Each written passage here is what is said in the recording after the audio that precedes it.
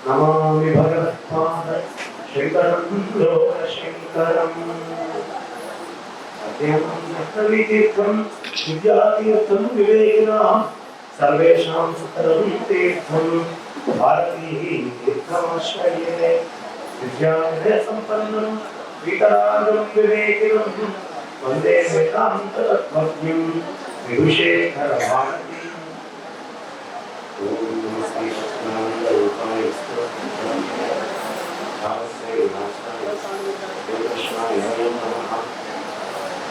शिवाय गुरवे नमः। शिवाय गुरवे नमः। शिवाय गुरवे नमः। श्री विष्णुरूपाय नमः शिवाय। श्री विष्णुरूपाय नमः शिवाय।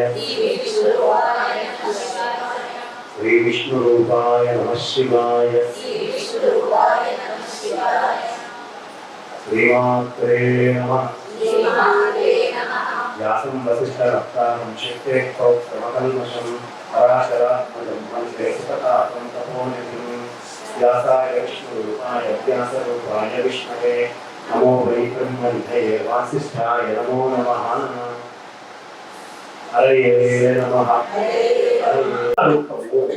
ఆ వేదాల రక్షణకే భగవంతుడైన బ్రహ్మ బ్రాహ్మణాది వర్ణాలను సూచించి వాళ్ళను తమ తమ కర్మలలో నియమించాడు. వేదం కోసమే అందరినీ సృష్టి చేశాడు. బ్రాహ్మణాది వర్ణాలన్నీ ఒకటి కర్మ రూపంలో వేదాన్ని చెప్తుంది, ఒకటి వాక్కు రూపంలో వేదాన్ని చెప్తుంది, ఒకటి మనస్సు రూపంలో వేదాన్ని చెప్తుంది. అన్ని వేదలు కాబట్టి నా ధర్మాన్ని ఎవరైతే అనుష్ఠిస్తారో వాళ్ళు బ్రహ్మ వల్ల నిర్మించబడిన అధోభాగంలో ఉన్న తామిశ్రం లాంటి మొదలైన రకాల తొలగిపోదు.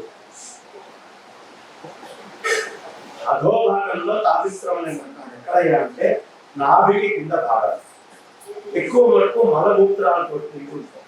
అలాంటి నరకాల జోలికి అయిపోయా తామిశ్రం నరకాలు వాళ్ళ ప్రాణం కూడా చివరిలో నవరంధ్రాలు ఎక్కడి నుంచి పెంచుకోవాలి కదా. ఎవరు వేదాన్ని ఆశ్రయించి ధర్మమైన జీవితం పెడతారో వాళ్ళకి ఎప్పుడు నాభి కింద నుంచి ప్రాణం పైకించేపోతుంది. ఇది ఖాళీ రూఢి. కింద నుంచి పోవడం అంటే భయంకరమైన నరకం. ప్రాణము ప్రతి వాళ్ళు భయపడిపోయి కిందే కానిచ్చేస్తారు. భయం అంత భయపడుతుంది. కానీ వేద ధర్మాన్ని వేద కర్మల్ని ఆశ్రయించిన వాళ్ళు భయపడాల్సి ఉంటుంది. వాళ్ళని ఎప్పుడు తినచ్చు. కాబట్టి వేదం కంటే భిన్నమైన ధర్మాన్ని బోధించే మరో శాస్త్రం ఏది లేదు. వేదాల కంటే ఇతర విషయాల్లో ఆసక్తితో ప్రవర్తించే వాళ్ళతో అసలు విధులు మాట్లాడుతున్నారు.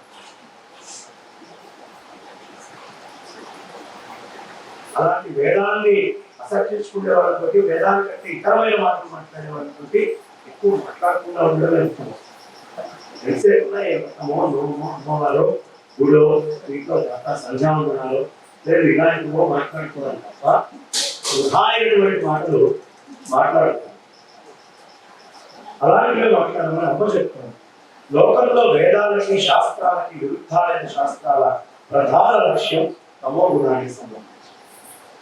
వేదానికి ఇతరమైనటువంటి విద్య ఏది మనం మాట్లాడుతున్నా అవన్నీ తమో గుణానికి తీసుకెళ్తాయి. తమో గుణానికి అంటే ఏమవుతుందయ్యా? అధోలోకం నుంచి ప్రారంభం. అంటే కింద ఉండేదంతా అంధకారం, మూలాధారం దగ్గర అంధకారం అంతులమై అజ్ఞానంతో ప్రాణం వదిలేస్తారు. ప్రకాశవంతమైనటువంటి శిరోభాగం కళ్ళు ప్రకాశాన్ని చూస్తున్నాయా, చెవులు ప్రకాశాన్ని గ్రహిస్తున్నాయా, ముక్కు ప్రకాశాన్ని గ్రహిస్తుందా, నాలుక ప్రకాశాన్ని గ్రహిస్తుందా? ఈ చైతన్యాల నుంచి వాడి ప్రాణం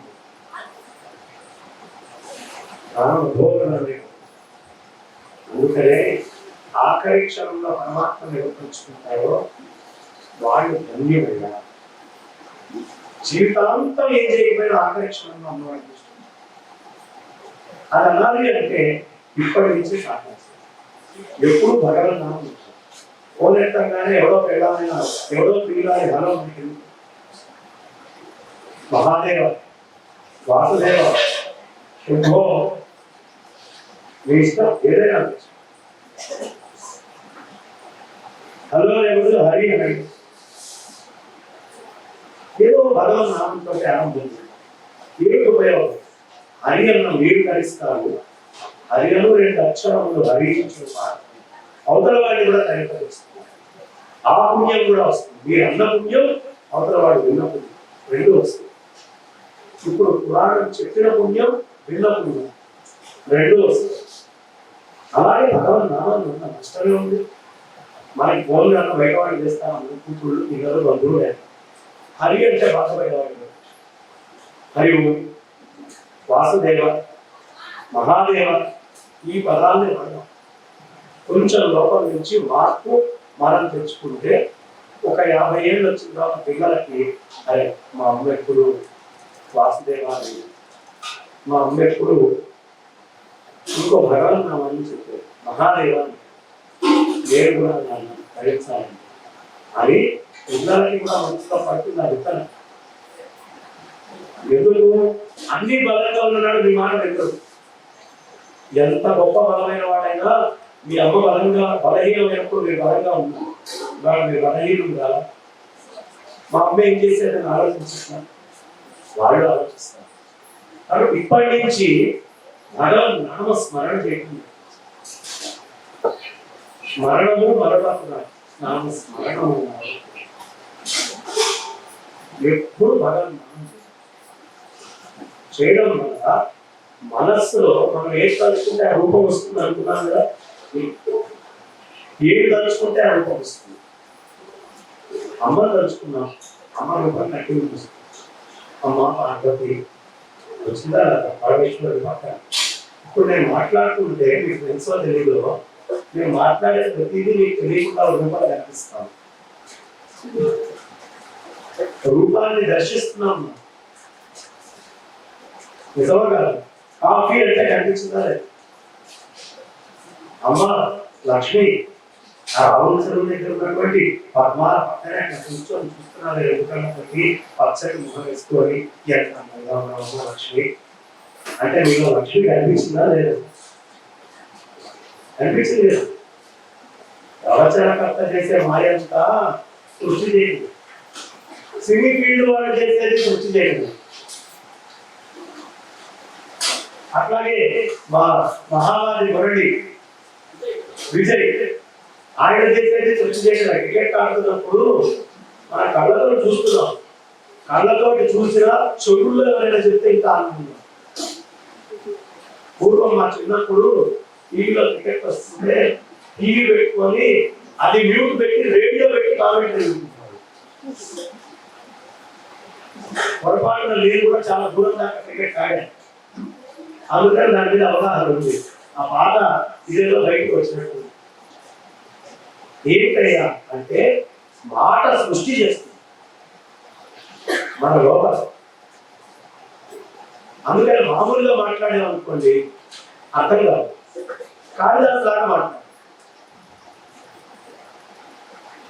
కొండ మీద నుంచి జలపాతం పడుతుంది ఎంతమందికి అర్థమైందో కొండ జలపాతం ఇప్పుడు ఈ కొండ జలపాతాన్ని బాగా అర్థమయ్యేట్టు చెప్పాలంటే భార్య పాపం ఏకాంతంగా భర్త తొడ మీద కూర్చుంది ఉన్నట్టుండి భర్త ఏదో ఆవిడ కోపం వచ్చే మాట ఇంకొక ఆవిడని పొగిడాడు ఈమెకి ఎక్కడ లేని కోపం వచ్చింది ఆ తొడ మీద నుంచి సరసర కొండకి దిగింది కిందకి వెళ్ళిన తర్వాత ఆవిడకి అనుమానం వచ్చింది అమ్మో నా మొహం దూరం అయిపోతాడేమో అని మళ్ళీ కొండ చుట్టే తిరుగుతున్నారు నేను జలపాతం అన్నా అంటే వర్ణించో ప్రేయసి ప్రియుడు అని చెప్పినా ఇది వాల్మీకి వారు చెప్పింది ఈ ఉదాహరణ స్పష్టంగా కూర్చుంటుంది అసలు మాటకు అంత శక్తి ఉంది ఇప్పుడు నేను చెప్పగానే మీరు ఊహించేసుకుంటున్నారు నిజంగా కొండలలో ప్రియుడు ఉందా కొండ మీద ప్రేయసి నీళ్ళగా ఉందా ఆ ప్రేయసి కోపం వచ్చి గిరదిగిందా ఆ కొండ చుట్టూ తిరుగుతూ అక్కడ కూర్చుందా ఏమి లేదు కదా కానీ నేను చెప్పంగానే దాని ముప్పదగా సినిమా కనిపిస్తుంది 70 ఏళ్ళు చెవులకు ఆ శక్తి ఉంది. అందుకని ఈ చెవుల వల్లే నాకు ప్రపంచమంతా దుర్మార్గంగా గోచరిస్తోంది. ఇప్పుడు ఈ చెవుల వల్లే నేను అమ్మని తలుచుకుంటూ ఆ స్వామిని తలుచుకుంటూ ఆ ప్రపంచాన్ని జయించి ఈ ప్రపంచాన్ని స్థాపించాలి. అందుకని పురాణాలు ఎందుకు వినాలి? అందుకు అంటే అసలు మనకి సినిమా అట్లా కనిపిస్తుంది. ఏదైనా నేను చెప్తే నేనే కాదు, ఏ ప్రపంచకర్త చెప్తాను ఓ విషయాన్ని వర్ణిస్తుంటే అలా ఉంటుంది. కవులు అలాగే దర్శిస్తారు. ఇప్పుడు నేను చెప్పేది మీకు ఎంత స్పష్టంగా సినిమాలా కనిపిస్తుందో ఊహించుకోండి. పాపం ఓ తండ్రి, కొడుకు, భార్య ముగ్గురు గోదావరి గౌతమి గారి ఒడ్డుకు వచ్చారు. కొడుకు తండ్రి ఈత కొడుతున్నారు లోపల. కాస్త ఎక్కువ దూరం దాకా వెళ్ళారు. తల్లి కొడుకులు అదే వెధవా ఏ లోపల పోతున్నావు, బుద్ధుందా రాయడా అని అరిచి తిట్టింది. వాడు ఈత కొట్టుకుంటూ బయటకు వచ్చాడు. అమ్మా నాన్న కూడా ఈత కొడుతున్నాడు కదా, మరి నాన్న ఎందుకు పిలవలేదమ్మా? వెధవా నీకు నాన్నకి సమయమా? నాన్నకి 50 లక్షలు ఇన్సూరెన్స్ ఉంది, నీకేముంది? సినిమా కనిపించిందా? నేను చెప్పంగానే మీకు కథ కనిపించింది కదా. అలా ఉంటుంది. కాబట్టి ఈ చెవులకి దృశ్యాన్ని విన్న తర్వాత ఏర్పరచుకునే లక్షణం ఉంది ఉందా? కాబట్టి అమ్మవారు, అయ్యవారు, పురాణాలు ధర్మము అనే విషయాన్ని ప్రతిష్ట చేస్తున్నారు. మీరందరూ నవ్వారంటే ఊరికే రావాలా? అంత సినిమా చూస్తే నవ్వారు. ఇప్పుడు నేను అంత సినిమా చూపించాను మీకు. తల్లుందా, పిల్లలున్నాడా, మొగుడున్నాడా నేను చూశాను, ఎవరు చూడాలి. కానీ సినిమా రెడీ అయింది. ఇదే మాయ. లేనిది ఉన్నట్టుగా రూఢీగా లోపల పెట్టుకోవడమే మాయ.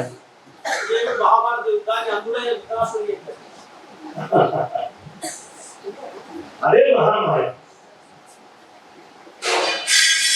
ఇదే మనం నిత్యం నిద్ర వేస్తే తయారు చేసుకుంటున్న సంసారం మనసులో. ఇదేనా?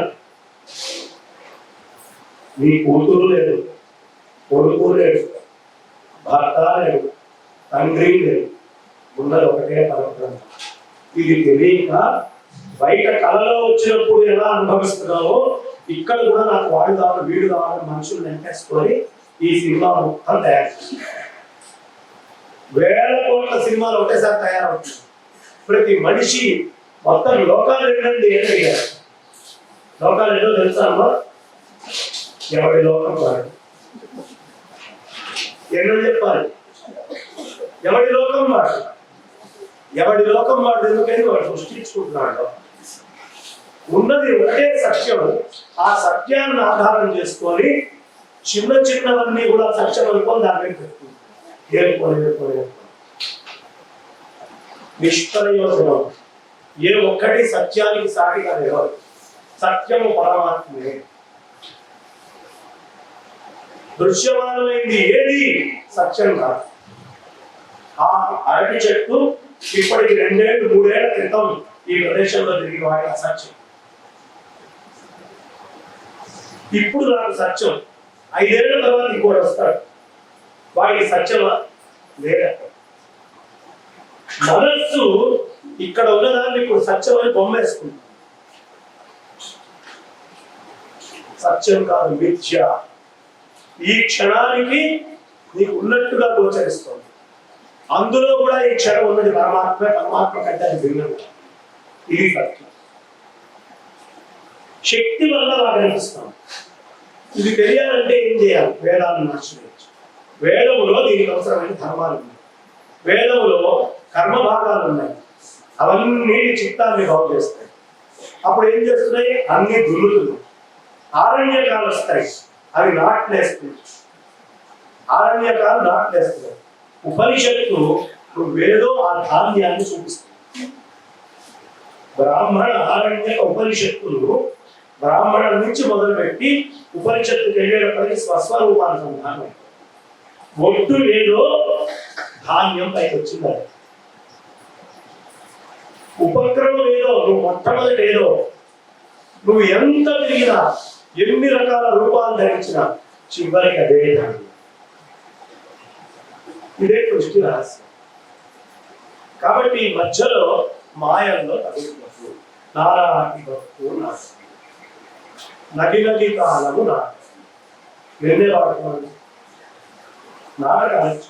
అంజని సుకుమార శ్రీ ఆంజనేయ అంజని సుకుమార శ్రీ ఆంజనేయ మంత్రాలయ వాస శ్రీ రాఘవేంద్ర గురువాయూపురవాస గురువాయూరప్ప శబరిమలై వాస శరణమయ్యప్ప శివరామకృష్ణ గోవింద హరే నారాయణ కాశీ విశ్వనాథ శివరామకృష్ణ గోవింద హరే మత్స్యకూర్మదల దశవిధ రూప అతి శుభనాయక ఆనంద రూప శంఖచక్ర పీతాంబర వాస కలియుగ వరద శ్రీ గోవింద శివరామకృష్ణ గోవింద హరే నారాయణ కాశీ విశ్వనాథ శివరామకృష్ణ గోవింద హరే గోవింద హరే గోవింద హరే